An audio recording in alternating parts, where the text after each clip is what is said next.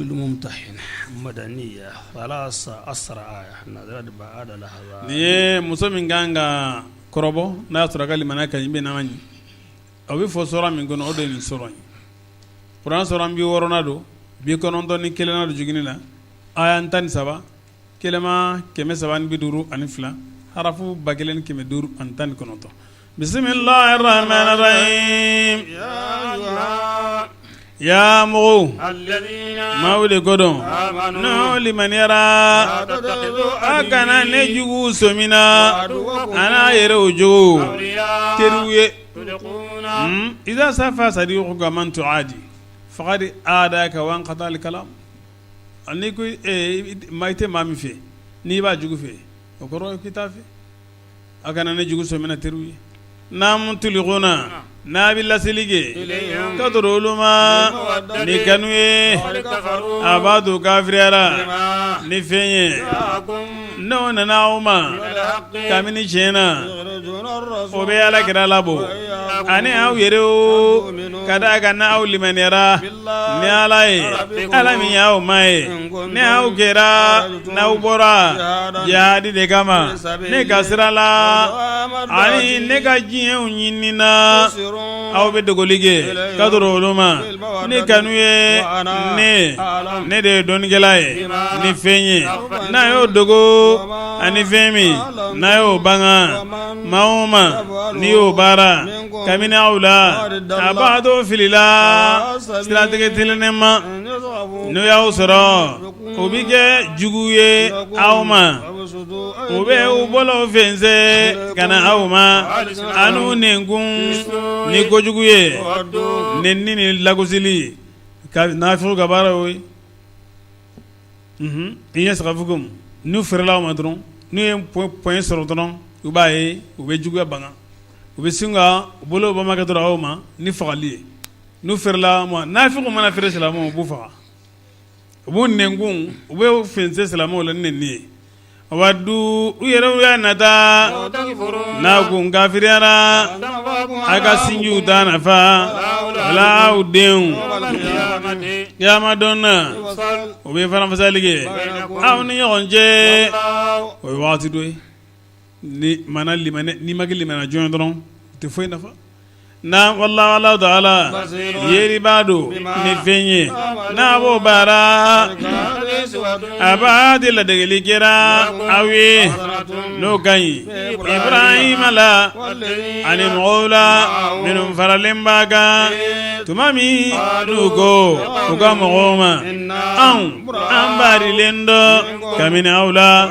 ani kabo femma na bo badu na magena alai an gafriara niawi juguya bangena aunche ani auche ani disgongonia bada bada faga limenade ni allah taala ala gelembeu ko ibrahim gagma afama wallahi ne bi yafa deli ne de maralige kami ala galla nyanga dala koila kanyuni ya amma anya njigida ega ami sekinga duru edema lawa nyorobi gadaima ya amma iganange jarabunai mawe minun gafriara ega yafa amma ya amma tigi ede se masai ede ga kiri benendo abade la degelikera awe ya ummata muhammadin nam no kai ula no kai moye no tigila mogera na be ala jigiya ani don no don labanye momi no besira alama yatawalla no no besira kafiruma igada allah taala ale tigisi ale de kari bae ale de masatanu nenye abise ka bi ala aga kanuke auche ani moche na yo jugu ya nyonya kaminula allah taala sebado allah taala ya fa bagado hini bado ala ti aw fatantiya ka bɔ mɔgɔw ma n'o ma aw kɛlɛ diinɛ la n'o ma aw labɔ ka bɔ a ka du kɔnɔnaw la a ka ɲɛ o ma a ka tilen ka tɔrɔ o ma Allahu Taala a bɛ tilennenw fɛ ala b'aw fatantiya de ka bɔ mɔgɔw ma minnu y'aw kɛlɛ diinɛ la n'o y'aw labɔ ka bɔ a ka du kɔnɔnaw la u ye ɲɔgɔn dɛmɛ a labɔli kan a k'o bɛ se olu ma mɔgɔ o mɔgɔ n'o bɛ sera olu ma o tigilamɔgɔw olu tigitigi olu de ye dɔnnikɛlaw ye ya mɔgɔw maaw de ko dɔn n'olu limaniyara ni limaniya musow nana aw ma sigiyɔrɔ bilabagaw ye a y'u kɔrɔbɔ Allahu Taala ale de ye dɔnnikɛla ye n'u ka limaniya ye n'a y'u dɔn limaniya jɔnw ye a ka n'o lasegin ka taa kafiriw ma olu ma kɛ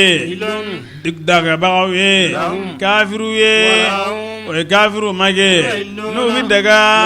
silamɛmusow ye a ye kafiriw sɔn nafolo la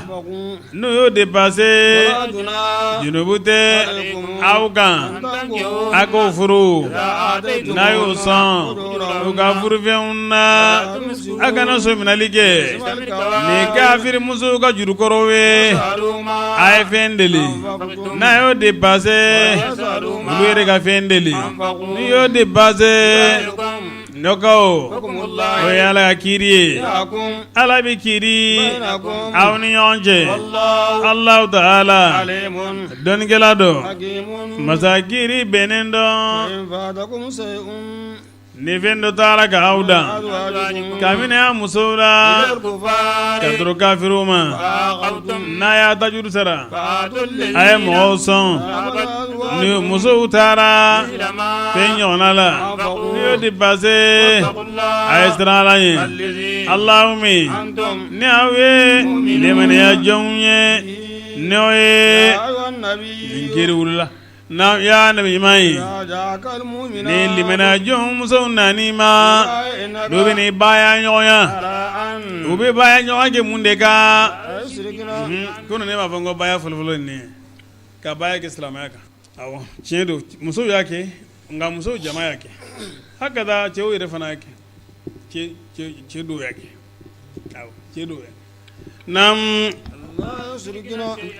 k'a fɔ u tɛ foyi filankafiya ni ala u tɛ foyi fara ala kan u tɛ sonyani kɛ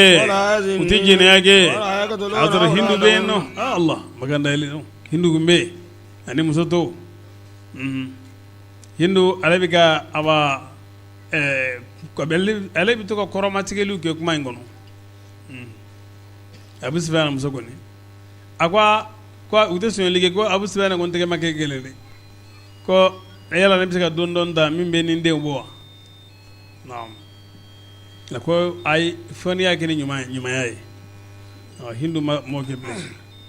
a ko yala hɔrɔnmuso bɛ jɛnɛya kɛ wa naam u ka n'u denw faga hindu yɛlɛla n yɛrɛ la a ko anw y'u lamɔ denmisɛnnin aw de y'u faga o kɔrɔbalen ale den Hanzalatu o sara u y'o faga Badiri dɔn Umaru yɛlɛla alakira yɛlɛ misinike bisimilahi o tɛna ni nkalon ye o b'o tigɛ ko ɲɛkɔrɔla la ani senkɔrɔlaw la u kana ni waliden ko y'u cɛ de